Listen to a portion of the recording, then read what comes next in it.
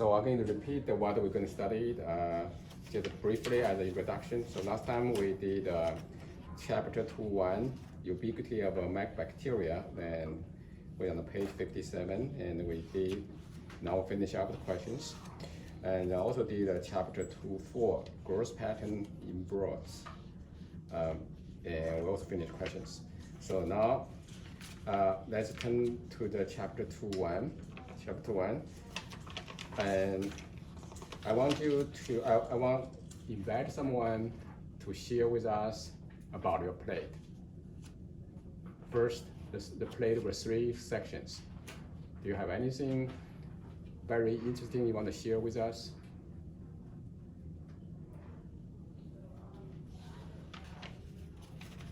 Something you think very, yes, correct. So, can you come over to show a plate to the video? I want to record it. So on mine, I had for the hair and the finger, I had 2 different colonies. And it even looks like on the finger, here, fingers, and the hair, right?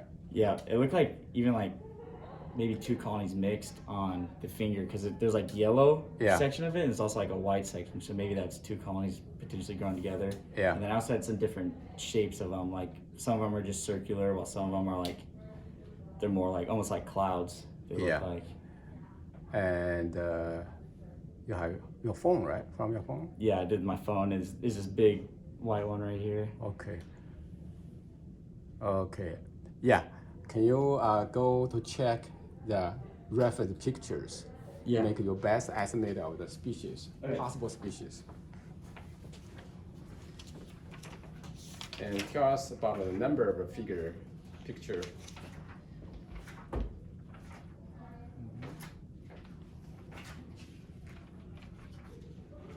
We're on page 65. Yeah. One of them looks like the Escherichia amylovora. Which number? 2.17. 2017. This is a specimen from your finger? Yeah, and the phone. And the phone, okay. Yeah. Aeruginosa. Yeah, it kind of looks like that because it doesn't really have a specific shape. It just kind of goes everywhere. And then the other one, I would say it's it's the one on 2.8, the Sarcina Aeruginosa. Yeah. Sarcina, is it from your finger? Yeah, that was on the finger and the hair. Finger and the hair. Sarcina Aeruginosa, which is yellow, orange. That's pretty much it. That's all I have. Okay. Sarcina mostly is a soil bacteria. Aeruginosa is a plant bacteria, plant pathogen. Did you do garden work before you came to lab? Or did you play in the garden or in the grass or in the jungles? I don't think so. Okay. Well, yeah, this is mostly environmental bacteria. I don't know. I mean, maybe the dust, right? Yeah. Okay. Can you make a story of what you saw of the bacteria from different places? Say it again. Make a story. I mean, real story, logical story. Of how I got this bacteria? Yeah. I would say it possibly could be on my phone, because a lot of times if I'm playing a sport or something, I'll just throw my phone in the grass. Okay. So I think that's probably how it came. And then when I use my phone, I'll touch with my hands. Okay. What type of sports you play? I pretty much anything. I don't play any sports here, but just mostly for fun, football or soccer or baseball or whatever. Okay. That makes sense.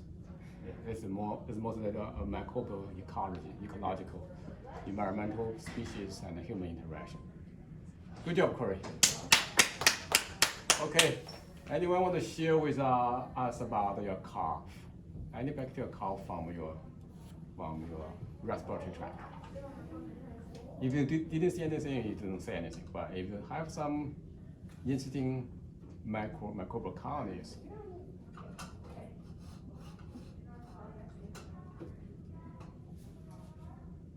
anyone? All clean? You sure? I saw some few colonies from someone's plate. I mean, I have some, but I don't really know how to explain it. No, you don't need to explain. You don't need to, I mean, you can describe it, right? You don't need to explain it. There's just like one, and it's really not that big. And it's Can you just come circular. to the front? I'm gonna record on the video. Okay. It's from your cough, right? Yeah, can you go back to check the possible species? Any figures that look similar?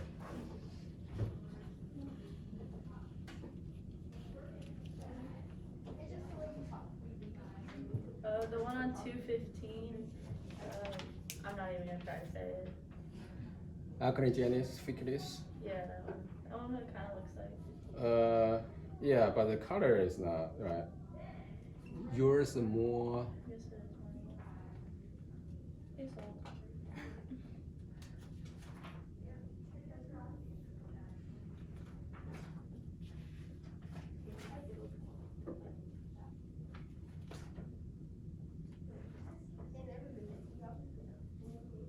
There's not really one that looks like it. How That would about? be like the closest one.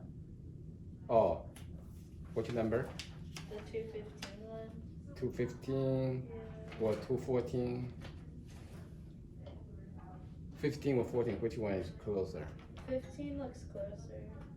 Okay, I saw 14 more color match better, right? Yeah. Then 15 more the morphology, the shape. Yeah. I will go probably 14. I'll go with 14 then. Yeah, Klebsiella pneumonia. Because this is a respiratory. This is respiratory bacteria. Okay. Did you remember last week? Did you have any symptoms of coughing, fever, coughing, sneezing? It's been last week. No, you feel normal, right? Yeah, I've been Healthy.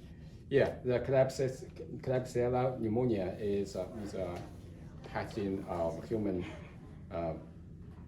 This is an intestinal bacteria. Sometimes can infect humans. This is called a pneumonia, right?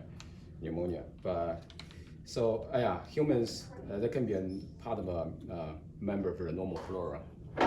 So most bacteria we study we saw here are member of a microbiota, either on the human surface, on your skin, on your hair, or in your airway, or in the environment, soil, right? So we are living in a microbial world.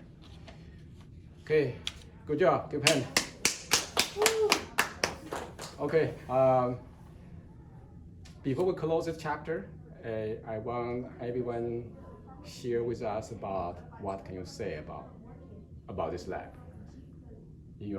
by your word.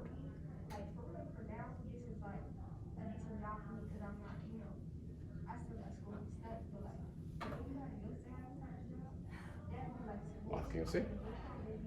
It shows us that like bacteria is everywhere. Yes, correct. Bacteria everywhere, right?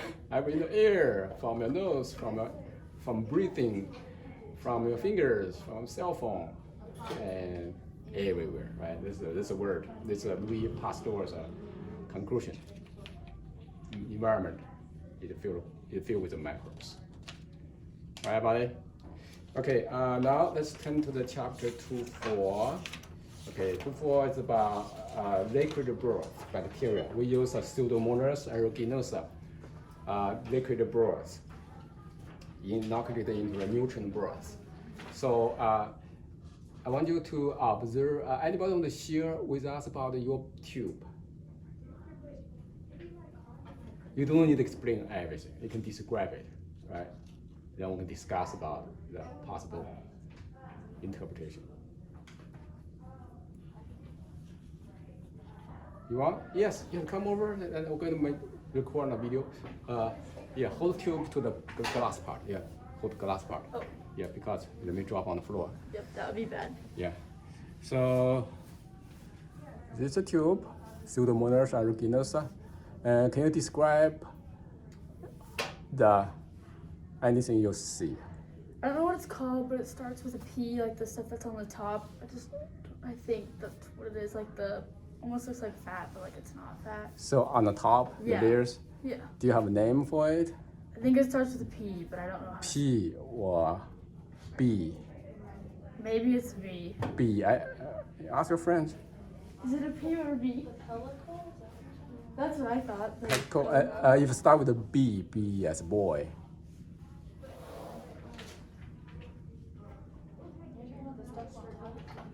Yes, the stuff on top. Yeah, you may go back and sit down. Okay. Anybody and the word start with a B?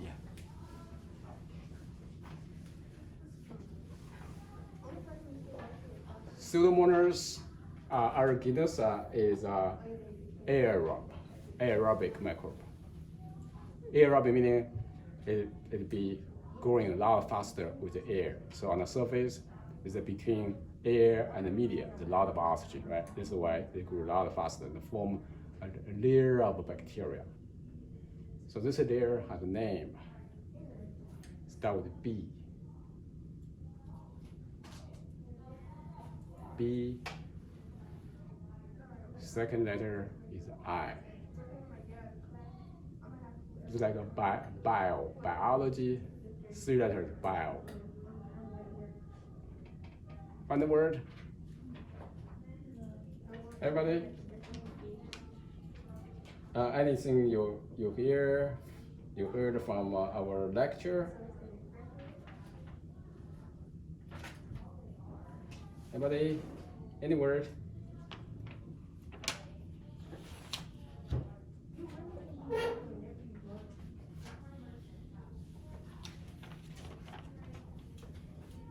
Never heard?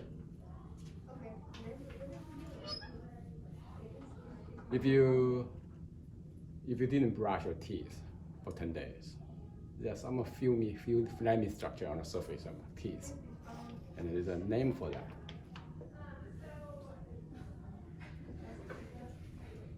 You don't remember? Do you brush teeth every day? Twice a day, right? And yeah, I can share your whitening teeth. If not, bacteria are going to form a film on the surface. In dentistry called a plaque. In microbiology called a biofilm. Biofilms, right? Remember the word biofilms. Okay, now we're going to measure how many bacteria in the tube, in the liquid, right? With a machine called a spectrophotometer. Okay, now let's, we'll have a machine here in the corner. I'm going to record it for the history.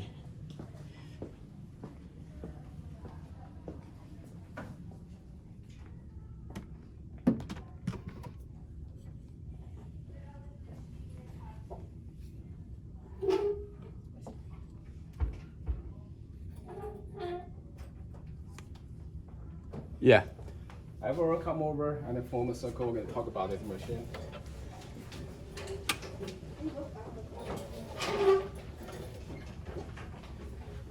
Yeah, you may bring a tube with you. We're going to measure it.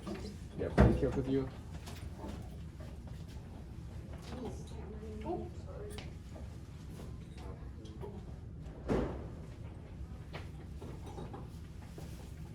Everybody? Yeah. This machine is called a spectrophotometer, which is pretty common in the hospital, in the clinical lab. And this use the visible light. You can see, come over, see the number here. You can come over, see the number. There's a number. Can you read the number? Yeah, 600. 600 is a unit on it. Yeah, 600. 600 nanometer. Yeah. 600 nanometers is a wavelength. I don't know wavelength, right? The light travel in waves. Wavelength This wavelength is in the spectrum of visible light. So light can be seen like sunshine, right? And it's more like a yellow light. So light will travel from here into capillary tube. Travel here. When the light travel across the tube, and there's a lot of particles, bacterial cells are going to scatter the light. And the light scattered, and when the light reach to the detector, the scattering light will be recorded as what I call turbidity or optical density.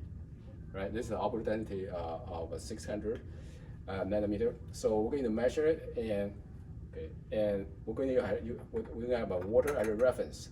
Okay, water as a reference. We'll put them here, and we're going to zero it.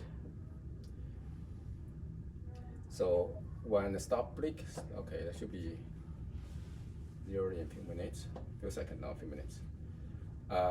Then they'll be recorded as anything higher than water will be recorded the number. The number is equivalent to the concentration of cells indirectly, because it will measure will not measure the particles, will measure the optical density. Now it's 0.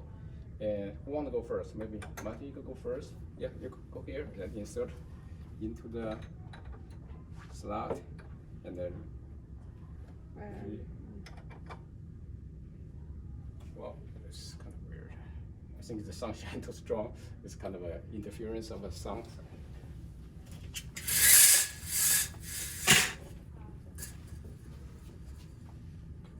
Okay, one more time, because the UV light from the sun interfere with the machine reading. Yeah, you can see the light over here. Yeah, there's a light, visible light.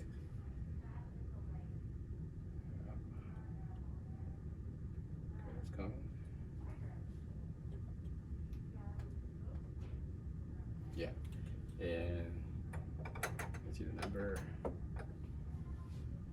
0.124. This is the relatively the turbidity of this in contrast to the water. Yeah, you want to do yours? Yeah, come over. Yeah, this is a bit more. The number is lower. Yeah, you can take that and compare with the with the Martin's tube. You can see, and this is more diluted, right? You see by your eyes, right? Okay, who want to go? You want to go this way? Yeah.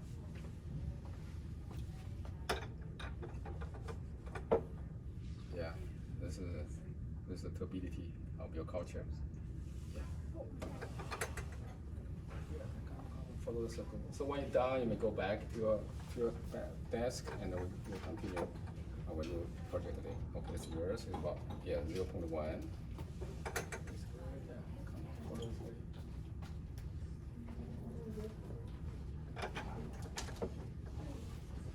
Yeah, close to 0.1.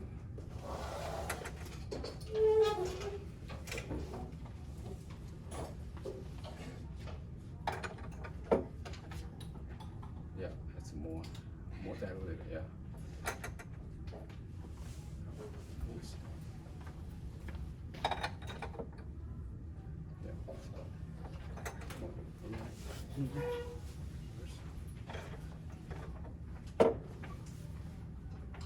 Yeah, about same. Okay, let's do today's work.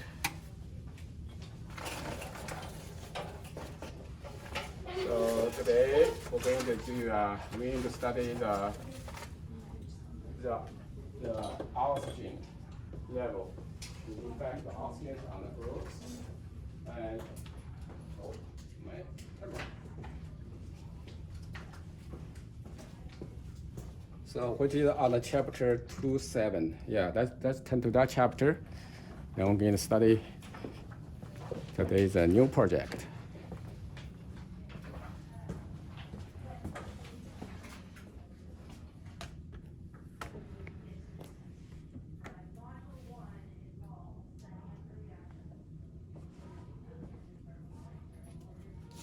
Okay, 2.7. And the mediator called a fluid thioglycollate broth. And this is a special media. The media recipe is on page 96. Okay, let's go through the media recipe. So the media contains yeast extract, which provide the nutrients for the bacteria. Pancreatic digest of casein is sources of amino acids. Dextrose is a polymer of sugar. This is the carbon source. Sodium chloride is the osmotic condition, and the sodium thioglycollate and L-cysteine. These two chemicals can reduce oxygen to water, meaning it provide electrons and protons to oxygen, then to combine into water. So in that case, the media, the oxygen will be consumed in the media. And then we have the indicator, resolurin. Resolurin is the indicator. So when this resolurin is reduced, the color changes to pink. Right, everybody? So if you turn to the page 95, you see the figure 241. I'm going to record the figure 241. Right, on the top you see the pink color. So in the top you see pink color. Pink is the indicator. Anybody anybody explain why the top layer is pink?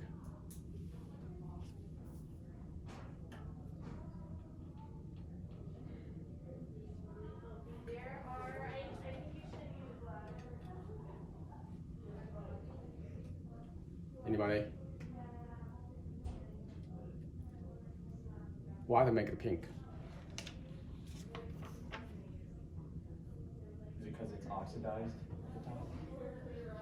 Yeah, pretty close. Which of the chemicals on the media recipe that contain pink? Anyone? The indicator? Yeah. The resolurin. Resolurin is an oxygen indicator. So when it become reduced, then the color changes to pink. And in other words, it's an indicator of oxygen. Oxygen close to air, then it turn pink. And so after autoclaving, the whole tube, like I shown here, on the top, it's here a little bit pink. You can see color, right? On the top layer, a little bit pink. And on the top layer, I'm going to show, in this case, pink, yeah. So on the top layer is more oxygen, or most oxygen, right? Because it's have interface with air. And as you follow down to the bottom, it'll be this. So this should be anaerobic condition. Aerobic, anaerobic, in between is a microphilic, meaning a little bit of oxygen in the middle. So this is a gradient of oxygen of whole tube. So when you hold the whole tube, don't rotate, don't shake it. Make sure to keep it stable. Yeah, we're going to do all the way. I'm going to show you how to do this to keep oxygen gradient stable. Okay, today we're going to study three species. Three species with a requirement on the oxygen. First of all, is the Alcaligenes faecalis, which is an obligate aerobe. Anybody remember what is the obligate aerobe?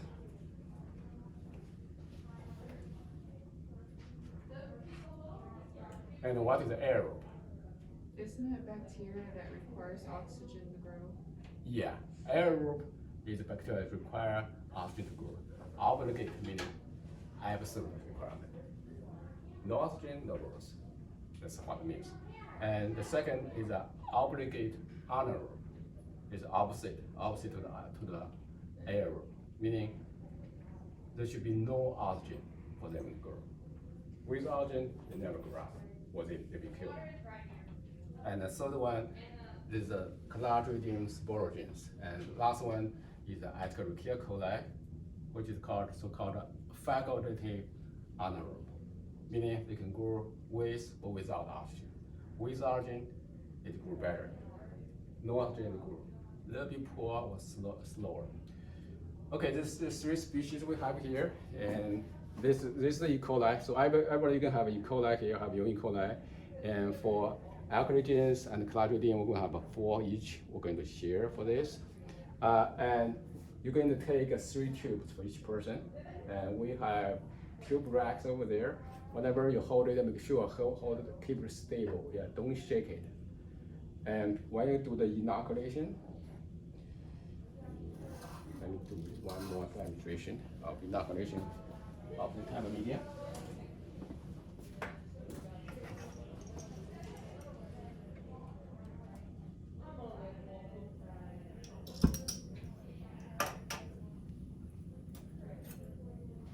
Okay, remember every time we're going to use a needle, not a loop.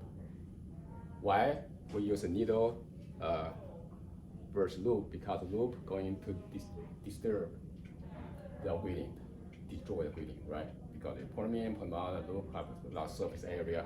The needle will generate less damage or destroy less damage to the breathing. So we're going to flame your needle, and I'm going to use E. coli as an example. Okay, remember, keep the needle cool and touch the clean area of the surface of agar, then touch twice of the colony, and then when you have this, when you have live bacteria on the surface of your loop of the needle, stay away from flame, right? And then hold the tube with 3 fingers. Hold like this vertically. Don't do this, right? When you do this, eventually the gradient will disappear, right? Hold like this, and remember it's a oxygen gradient in the tube.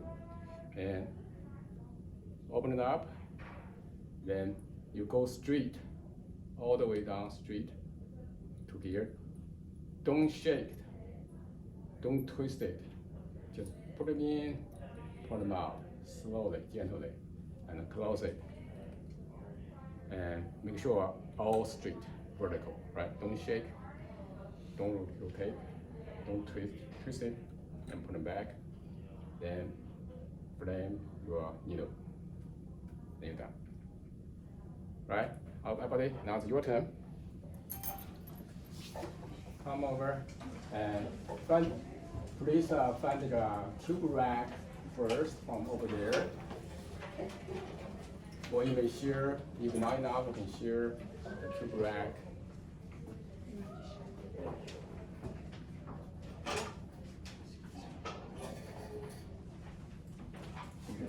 Yeah, I got 3.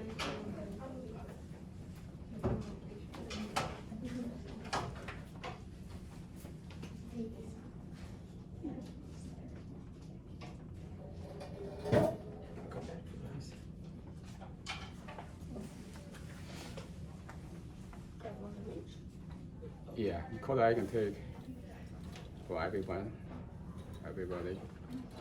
and these 2 I'm going to shift.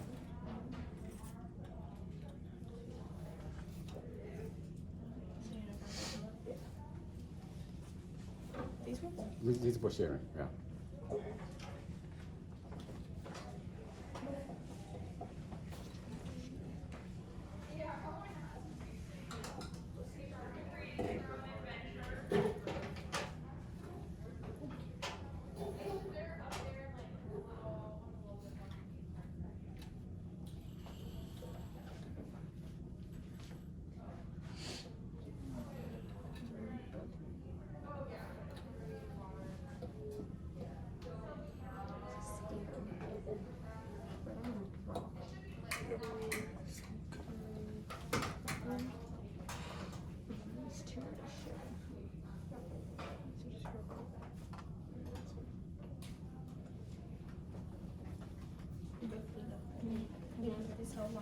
Well, we need Yeah. everything else on this.